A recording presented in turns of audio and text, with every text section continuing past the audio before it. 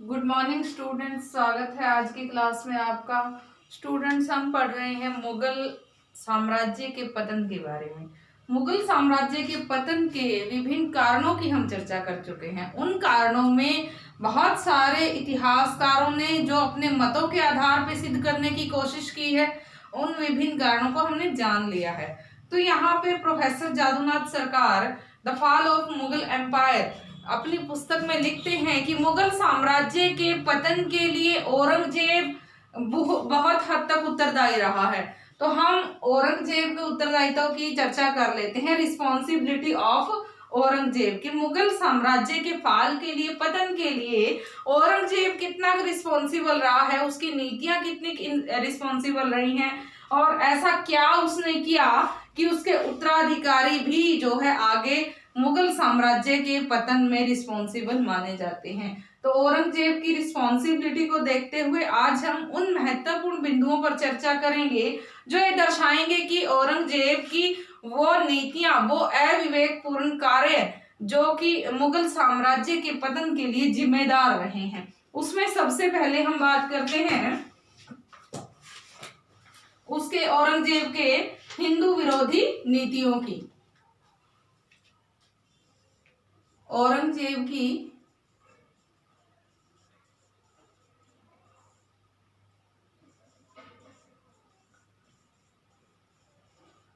हिंदू विरोधी नीति।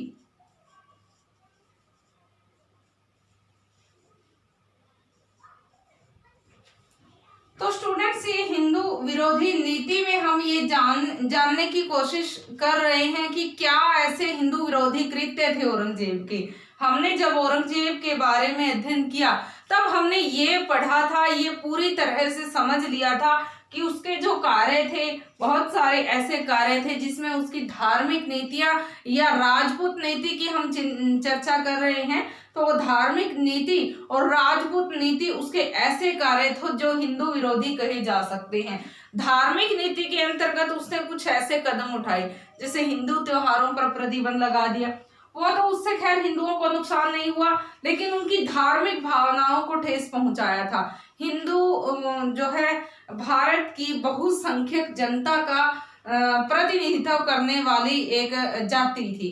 तो यहाँ पे जब हिंदू बहुसंख्यक जनता जिस पे राज करना था मुगल सम्राट औरंगजेब को या और अन्य मुगलों को तो उसने उस बहुसंख्यक जनता के सामने ही अपनी कट्टरता को साबित करते हुए हिंदू विरोधी कार्य की, जिसमें उसकी धार्मिक नीति की हमने चर्चा की कि उसने जो है जजिया लगा दिया, तीर्थ यात्रा कर पुण्य लगा दिया, और इस तरह से हिंदू विरोधी कार्य करते हुए उसने वही राजपूत नीति, धार्मिक नीति के जो है अंदर उसको अनुग्रहित किए हैं, और जो धार्मिक नीति है वो राजपूत नीति में समाहित है। यदि दोनों को हम मिक्स करके पढ़ें तो हमें ये एक दूसरे की विरोधी नहीं लगेंगी, क्योंकि जो राजपूत थे वो भी हिंदू ही थे, और हिंदुओं के प्रति जो उसके व्यवहार थे, जो उसकी नीतियां थी, उसके धार्मिक तत्व को प्रदर्शित करने के कारण तो वो हमारे सामने कट्टर साबित हो ही रहा है। अपितु वो जो है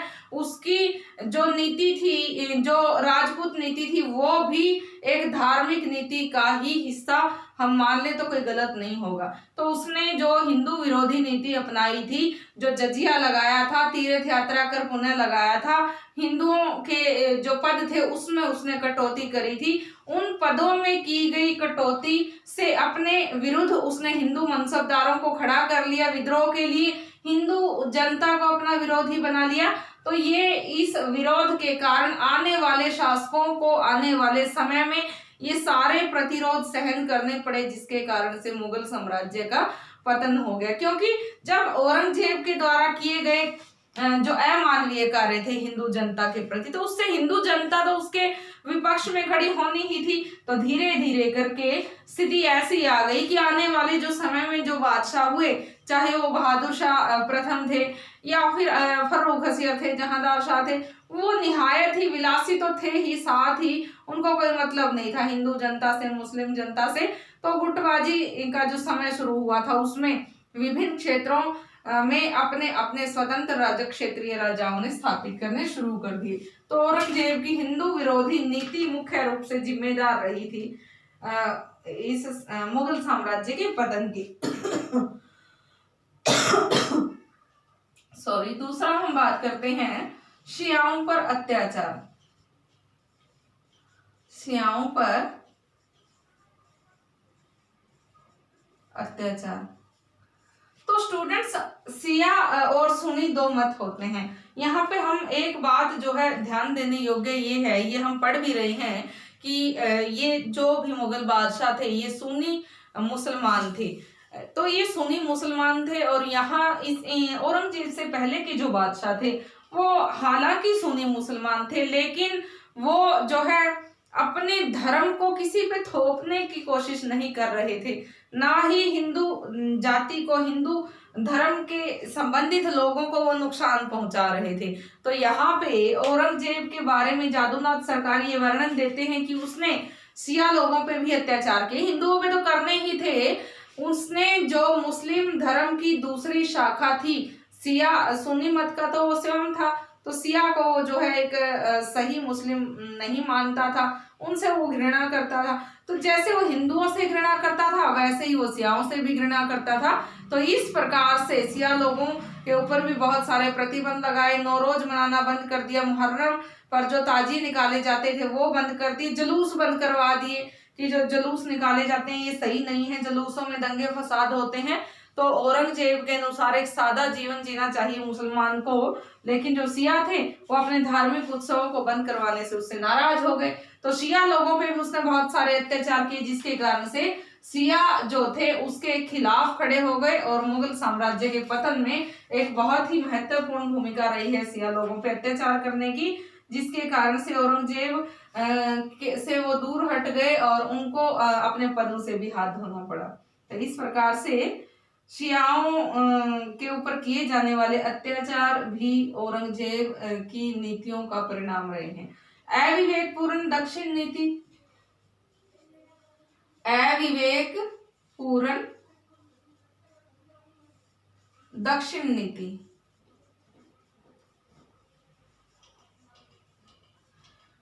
तो औरंगजेब की दक्षिण नीति औरंगजेब की कब्र के समान साबित हुई। स्टूडेंट्स, जैसे हमने औरंगजेब की दक्षिण नीति के बारे में पढ़ा है कि औरंगजेब ने अपनी उम्र के 25 साल दक्षिण में बिताए थे।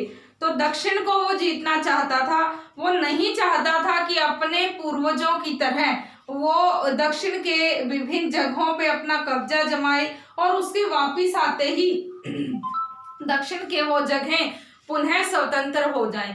तो उसका क्या फायदा हुआ? वो दक्षिण पर अपना स्थायी प्रभुत्व चाहता था और उसके लिए वो दक्षिण में 25 साल रहा और वहां रहते हुए उसने दक्षिण के विभिन्न जगहों को जीता भी, जिसमें बीजापुर, गोलकुंडा, अहमदनगर की हम बात करते हैं। तो जो ये दक्षिण नीति थी उसकी ये अविवेकपूर्ण साबित हुई, क्योंकि वो उत्तर की ओर ध्यान न दे पाया। उत्तर में जो इतना लंबा चौड़ा, इतना विशाल साम्राज्य वो छोड़ करके गया था, तो उत्तर में विभिन्न जगह पे समय समय पे विद्रोह हुए, चाहे वो सिखों के विद्रोह थे, चाहे वो जाटों के, सतनामियों के विद्रोह थे। तो वो विद्रोहों का समय समय पर उसको सामना करना पड़ा और ये नीति, दक्षिण नीति, उसकी अविवेकपूर्ण विभिन्न इतिहासकारों ने की है। Professor Jadunath Sarkar the fall of Mughal empire में लिखते हैं कि औरंगजेब के जीवन के जो 25 साल थे उसमें हालांकि उसने उन 25 सालों को अपनी मर्जी से जिया था, दक्षिण में बिताया था। दक्षिण में उसको जो है वहां पे एक राज्य में स्थायित्व का जो तत्व दिखाई दे रहा था उसको मद्देनजर रख के वो वहां रह रहा था, लेकिन उसने उत्तर में जो अपना साम्राज्य जो उसके हाथ से निकलने वाला था उसकी ओर कोई ध्यान नहीं दिया। तो इस प्रकार से उसकी जो अविवेकपूर्ण दक्षिण नीति थी उसके कारण भी मुगल साम्राज्य का पतन हो गया। और यदि वो भी पहले के अपने पूर्वजों की तरह दक्षिण में जाता, उन जगहों को जीत करके वापस उत्तर में आ जाता, तो उसको भी उन विद्रोहों का सामना नहीं करना पड़ता। यदि औरंगजेब के दृष्टिकोण से देखें तो उसने कोई गलत नहीं किया था, वो तो साम्राज्य विस्तार चाहता था, राज्य में और अधिक वृद्धि करना चाहता था और एक अच्छा योद्धा था। अपनी योग्यतावश, अच्छे नेतृत्ववश अच्छे सेनापतिता के गुण के कारण वो जो है अपने राज्य में वृद्धि करना चाहता था। और कोई भी एक अच्छा चरित्रवान व्यक्ति जो है वो अपने साम्राज्य में वृद्धि के ही स्वप्न देखता है, उसमें जो है कमी के स्वप्न वो नहीं देखता है। तो इस प्रकार से औरंगजेब के लिए तो ये काम सही थे। उसने जो दक्षिण नीति अपनाई थी वो उसके लिए तो सही थी। उसने ये सोच करके ही नहीं अपनाई थी कि वो उत्तर में साम्राज्य में जो है बिखराव को सहन करेगा, लेकिन विभिन्न इतिहासकारों ने उसकी दक्षिण नीति को अविवेकपूर्ण बताया है। जादूनाथ सरकार लिखते हैं कि साम्राज्य के विभिन्न भागों में विद्रोह फूटने लगे, जो साम्राज्य के पतन का महत्वपूर्ण कारण बने थे। तो इस प्रकार से दक्षिण नीति अविवेकपूर्ण थी, जिसके कारण से मुगल साम्राज्य का पतन हुआ। आगे हम बात करते हैं संदेहशील स्वभाव। संदेहशील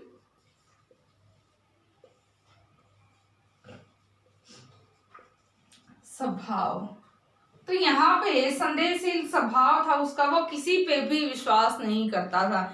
यहाँ तक कि उसके जो मुख्य अधिकारी थे, प्रभारी थे, उच्च दर्जा उच्च ओहदा प्राप्त अधिकारी थे, उन पे वो विश्वास नहीं करता था। वो केवल अपने मन की अपनी इच्छा के अनुसार कार्य करता था। अपने अधिकारियों पे वो विश्वास नहीं करता था, अपने पुत्रों पे भी उसको कोई विश्वास नहीं था। यहाँ पे इस बात के लिए हम उदाहरण के रूप में देखेंगे कि जब जो मारवाड़ के लिए अभियान हुए, तो उसके बाद मारवाड़ के जो अभियान चल रहे थे, उस समय पे जो है मेवाड़ के साथ भी अभियानों का उसको सामना करना पड़ा। तो उनमें उन अभियानों में अकबर से, अपने पुत्र अकबर से उसके संबंध विच्छेद हो गए थे। कारण यही था कि वो अपने पुत्र पर विश्वास नहीं कर रहा था, जिसके कारण से वो भी अपने पुत्र का विश्वास खो बैठा और अपने पुत्र के विद्रोह और उसके जो है दिमाग में आई अपने पिता के प्रति खटास को हमने जो है पढ़ा है। तो वो उसके कारण से अपने पिता से अलग हो गया, अपने संबंध विच्छेद कर लिए। वो राजपूतों के साथ जा मिला और बाद में जो है राजपूतों के सहयोग से ही वो दक्षिण में चला गया।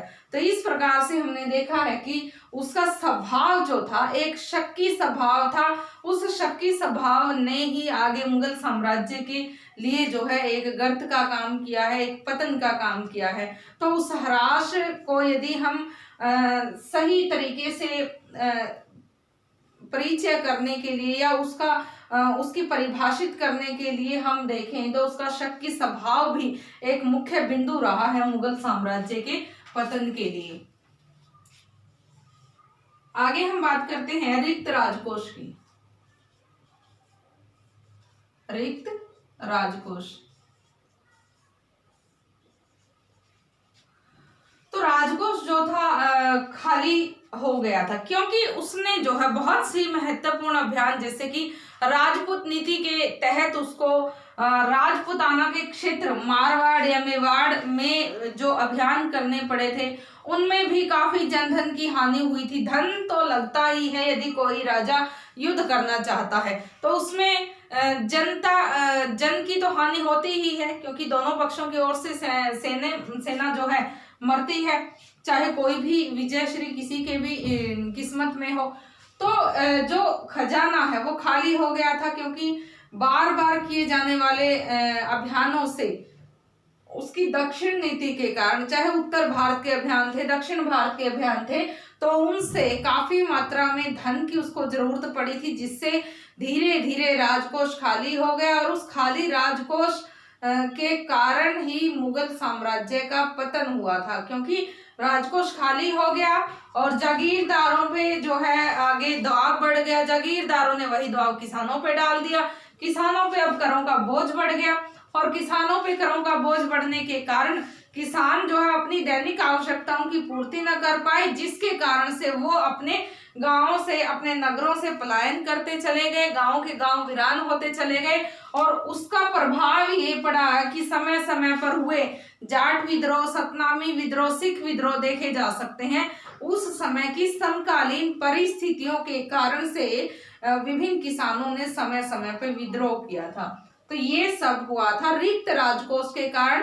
राजकोष खाली हो गया था, उसको भरने के लिए जो अमानवीय तरीके से कर वसूलने कि जो उन्होंने कोशिश की उनके ऊपर कर लगाने की जो प्रक्रिया उन्होंने चालू की, उसके कारण से राजकोष को भर नहीं पाए और किसानों पर अत्याचार बढ़ते गए, किसान जिससे जो है विद्रोही हो गए।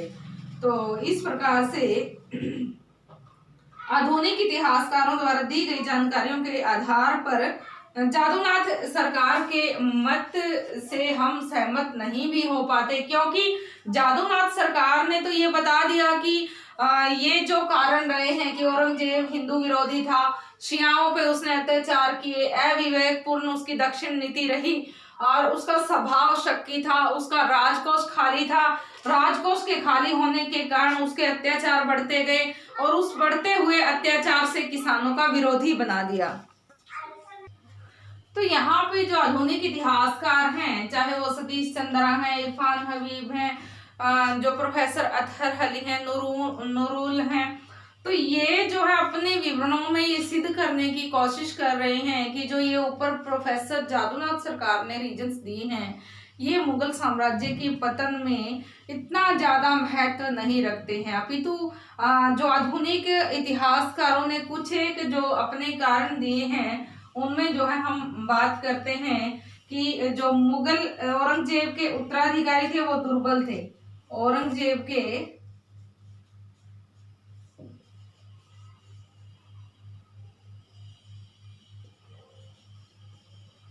दुर्बल उत्तराधिकारी, औरंगजेब के दुर्बल उत्तराधिकारी तो professor Satish Chandra, professor Irfan Habib, professor Athar Ali अपने विवरणों में ये सिद्ध करने की कोशिश कर रहे हैं कि जो ऊपर लिखित कारण हैं औरंगजेब को रिस्पॉन्सिबल जो जादूनाथ सरकार मान रहे हैं, वो ही कारण जिम्मेदार नहीं है मुगल साम्राज्य के पतन के, बल्कि कुछ अन्य कारण जिम्मेदार हैं। जैसे कि औरंगजेब का दुर्बल उत्तराधिकारी, जो औरंगजेब के उत्तराधिकारी थे वो दुर्बल थे और चरित्रहीन थे, क्योंकि एक अच्छे साम्राज्य की सुरक्षा के लिए, उसकी समृद्धि के लिए, उसके विकास के लिए जरूरी होता है एक राजा का चरित्र। जब तक एक राजा, एक मुख्य व्यक्ति, एक मुखिया जो उस राज्य का कर्ता धर्ता है, राज्य का मालिक है, जब तक वो चरित्रवान नहीं होगा तब तक कोई भी राज्य प्रगति नहीं कर सकता। तो ये हमें जो है पता भी है। तो उस बात को सोच करके यदि हम ये कोशिश करें जानने की कि कोई भी राजा जब तक चरित्रवान नहीं होगा तो उसकी प्रजा भी जो है उसी के नक्शे कदम पर चलती है। तो यहाँ पे औरंगजेब जो था एक सच्चा मुसलमान था, शिया सुन्नी मुसलमान था और सच्चा मुसलमान था, और शरा के अकॉर्डिंग उसने जो है जो शरीयत के अनुसार जो विवाह किए थे और साधारण जीवन जीने वाला जो है एक मुसलमान था। तो एक अच्छा कूटनीतिज्ञ, एक प्रभावशाली शासक था। उसके बाद जो उसके उत्तराधिकारी हुए वो दुर्बल थे, व्यक्तिगत रूप से दुर्बल थे और चरित्रहीन थे। बहादुर शाह प्रथम की ही बात करें तो वो बूढ़ा था और जो है वो योग्य भी नहीं था। शाही बेखबर के नाम से वो फेमस है, उसको कोई मतलब नहीं था राज्य विस्तार से, राजा बन गया था बस, उसने कोई कोशिश नहीं की साम्राज्य विस्तार के लिए, नई प्रशासनिक व्यवस्थाओं के लिए, प्रशासन में सुधार के लिए। तो उसके बाद चाहे जो है बहादुर शाह के बाद जहांदार शाह राजा बना। जहांदार शाह के बारे में इतिहासकारों का कथन है कि वो 10 महीने शासक रहा था, 10 महीने ही उसने कभी किसी पुरुष का मुंह नहीं देखा, वो हरम में ही रहा। तो उसके बाद फर्रुख हसीर शासक बना। फर्रुख हसीर के शासक बनने के कारण फर्रुख हसीर के बारे में भी यही है कि वो हरम में ही रहा। उसने कई सप्ताहों तक किसी पुरुष का चेहरा नहीं देखा। मतलब ये सब कुछ चीजें इतिहासकारों ने उनके चरित्र को पेश करने के लिए जो है हमारे सामने प्रस्तुत की हैं। उसके बाद जो है यदि हम बात करें, सैयद बंधुओं ने जो है राजा बनाने वाले जो थे, उन्होंने राजा बनाया रफीउद्दर्जात रफीउद्दौला को, वो भी 2-2 3-3 महीने राजा बनने के बाद उनको मौत के घाट उतार दिया गया। और मोहम्मद शाह तो अपने नाम से ही फेमस है, रंगीला उपनाम से। तो रंगीला, ये रंगीन मिजाज थे, शबाब और शराब में डूबे रहते थे, जिसके कारण से रंगीला जो है उपनाम उनके साथ दिया गया है। तो इस प्रकार से उनका दुर्बल चरित्र और एक चरित्रहीन होना ही जनता के लिए या फिर आगे मुगल साम्राज्य के पतन के लिए मुख्य रूप से कारागार रहा है। तो अगर हम मोहम्मद शाह रंगीला तक ही छोड़ दें तो वो गलत है। आगे भी जो इतिहासकार हुए हैं, आगे भी जो मुगल सम्राट हुए हैं, अहमद शाह हुए हैं, चाहे वो शाह आलम द्वितीय हुए हैं, ये भी ऐसे ही थे। ये भी निहायत ही निकम्मे थे, दुर्बल थे और चरित्रहीन थे। तभी जो है मुगल राज कोई तरक्की नहीं कर पाया और औरंगजेब के बाद के सभी मुगल बादशाहों को उसके पतन के लिए जिम्मेदार प्रोफेसर सतीश चंद्र और प्रोफेसर इरफान हबीब बताते हैं। तो दूसरा जो मुख्य कारण वो बताते हैं इसके पतन के लिए, दूसरा जो मुख्य कारण था वो था नादिर शाह और अहमद शाह अब्दाली के आक्रमण। नादिर शाह और अहमद शाह अब्दाली के आक्रमण। अहमद शाह अब्दाली के आक्रमण। तो स्टूडेंट्स, हमने बात की थी कि नादिर शाह के आक्रमण हुए थे मोहम्मद शाह रंगीला के समय में 1837 में। तो यहाँ पे नादिर शाह ने भारत पे आक्रमण किए, वो यहाँ से प्रसिद्ध कोहिनूर हीरा ले गया, 70 करोड़ का जो है वो मयूर सिंहासन ले गया। यहाँ भारी जनधन की हानि हुई, मुगल सम्राट की शक्ति और प्रतिष्ठा को नुकसान पहुंचा, उसका काफी अपमान हुआ। उसके जाने के बाद उसका सेनापति अहमद शाह अब्दाली आया, उसने भी बार बार उत्तर से आकर के उत्तर में विभिन्न जगहों पे तहस नहस मचाया, उत्पात मचाया, यहाँ से लूटपाट की और इस प्रकार से रही सही मुगल शक्ति और मुगल सत्ता भी मिट्टी में मिल गई। तो यहाँ पे मुगल सत्ता का मिट्टी में मिलना मुगल साम्राज्य के पतन का मुख्य कारण बनी थी और मुगल साम्राज्य रूपी भवन को चकनाचूर होते यहाँ पे देखा जा सकता है, क्योंकि जो अकबर ने कोशिश की थी मुगल साम्राज्य को स्थायित्व देने की और आगे जो है उसको अपने प्रयासों से जहांगीर ने, शाहजहां ने सींचा, औरंगजेब ने उसमें जो है और ज्यादा बुलंदियां छुई। तो अब जो है बाद के जो बादशाह हुए उन्होंने कोई कोशिश नहीं की, तो उनमें रही सही कसर इन विभिन्न आक्रमणकारियों ने निकाल दी, जो यहाँ पे काफी लूटपाट करके गए थे। तो बार बार हुए उत्तर भारत में अहमद शाह अब्दाली के आक्रमणों से भी उत्तर भारत की स्थिति जो थी क्षीण हो गई थी। तो इस प्रकार से इन आक्रमणकारियों के आक्रमणों ने भी मुगल साम्राज्य को पतन के कगार पे ला दिया था, मुगल साम्राज्य का ह्रास कर दिया था। अगला हम बात करते हैं यूरोपीय शक्तियों का आगमन।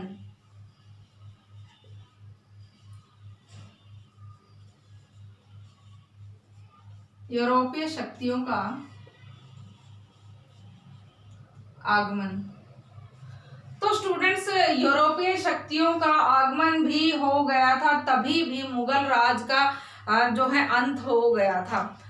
यूरोपीय शक्तियां जिसमें पुर्तगाली आए, डच आए, डेनिश आए, अंग्रेज आए, फ्रांसीसी आए। तो विभिन्न पुर्तगाली शक्तियों ने जब भारत में अपनी बस्तियां बसाने की सोची तो एक प्रतिद्वंद छिड़ गया और उस प्रतिद्वंद में विजय हुई अंग्रेजों की। अंग्रेजों ने विभिन्न जगहों पे युद्धों को जीत करके सभी पुर्तगाली शक्तियों पे अपना जो है विजय प्राप्त करके अपना प्रभुत्व जमाया और बंगाल को अपने अधीन कर लिया। और यहाँ पे मुगल सम्राट जो थे धीरे धीरे उनका साम्राज्य जो है खंडित विखंडित होता गया और उस खंडित विखंडित राज्य में राजनीतिक हस्तक्षेप अंग्रेजों के बढ़ते गए। बंगाल पर अधिकार उनका हो गया था धीरे धीरे करके। आलमगीर द्वितीय के समय में तो ऐसी स्थिति आ गई थी कि वो ब्रिटिशर का या अंग्रेजों का पेंशन भोगी बन गया था।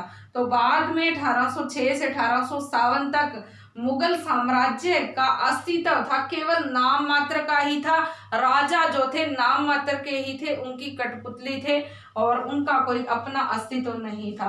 वो अपना जो है एक राजा के रूप में ऐशो आराम भोगने के लिए अंग्रेजों के उंगलियों पे नाचने के लिए उनकी कठपुतली बने ही रह गए थे। तो यूरोपीय शक्तियों के आगमन ने भी मुगल साम्राज्य के पतन में काफी अहम भूमिका अदा की है। उसके बाद हम बात करते हैं प्रांतीय सूबेदारों की स्वतंत्रता। प्रांतीय सूबेदारों की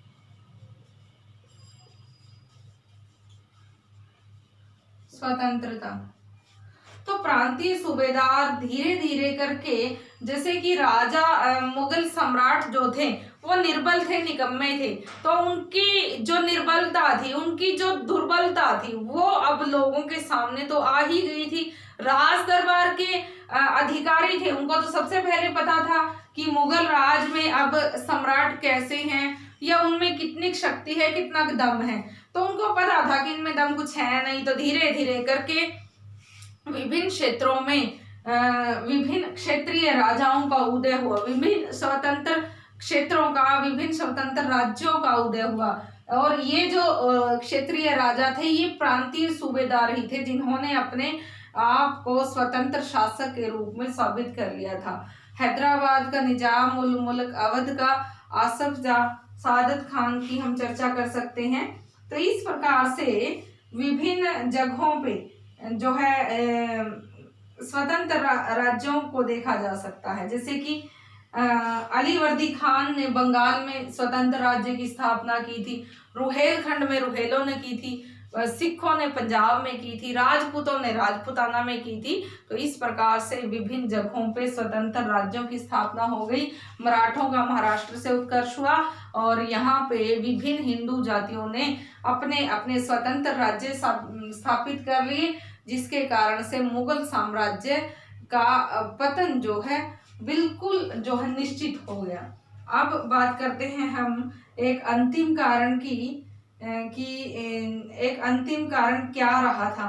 तो इसमें उस अंतिम कारण के बारे में जो है हम ये चर्चा कर रहे हैं कि जो औरंगजेब के जो मुख्य कार्य थे, उसकी जो नीतियां थी वो जिम्मेदार रहे थे, लेकिन उनके बावजूद भी वो मुगल राज्य के पतन के कारण, मुगल साम्राज्य के पतन के कारण हम औरंगजेब की नीतियों को ही उत्तरदायित्व नहीं दे सकते, बल्कि औरंगजेब के अलावा जो ये विभिन्न कारण जिम्मेदार रहे उसके उत्तराधिकारियों का जो है निर्बल होना या दुर्बल होना, या उस समय में हुए नादिर शाह के, अहमद शाह अब्दाली के बार बार आक्रमण, यूरोपीय शक्तियों का आगमन और उनका प्रभुत्व जमाना, उनका राजनीति में दखल अंदाजी करना, प्रांतीय सूबेदारों का अपने आप को स्वतंत्र शासक साबित करना और अपने स्वार्थ पूर्ति के लिए अपने ही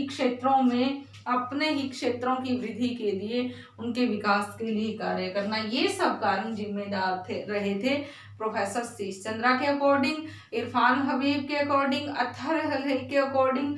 और जो औरंगजेब की रिस्पॉन्सिबिलिटी थी वो रिस्पॉन्सिबिलिटी प्रोफेसर जादूनाथ सरकार बताते हैं।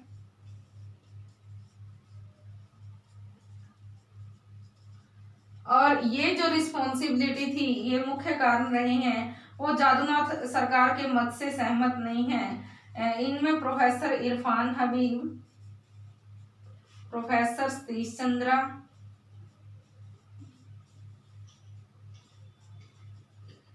अत्तर अली आदि ये इतिहासकार रहे हैं। इन्होंने ये बताया है कि उस समय की जो परिस्थितियां थी वो मुगल साम्राज्य के लिए जिम्मेदार थी, ना कि केवल औरंगजेब की ही नीतियां। औरंगजेब को यदि हम उसके पतन के लिए कारण माने तो वो हो ही जाता, उसके 150 सालों तक वो क्यों टिकता। तो वो उस समय की परिस्थितियां थी जिन्होंने धीरे धीरे मुगल राज को, मुगल साम्राज्य की व्यवस्था को क्षीण कर दिया, जिसके कारण मुगल साम्राज्य का अस्तित्व खत्म हो गया। तो स्टूडेंट्स, आज जो हमने बात की है इसको आप अच्छे से ध्यान से पढ़ेंगे। अगर आपको कुछ भी समझ में नहीं आता है तो आप कमेंट बॉक्स में कमेंट करके अपने क्वेश्चंस पूछ सकते हैं। आज के लिए इतना काफ़ी है स्टूडेंट्स। Thank you.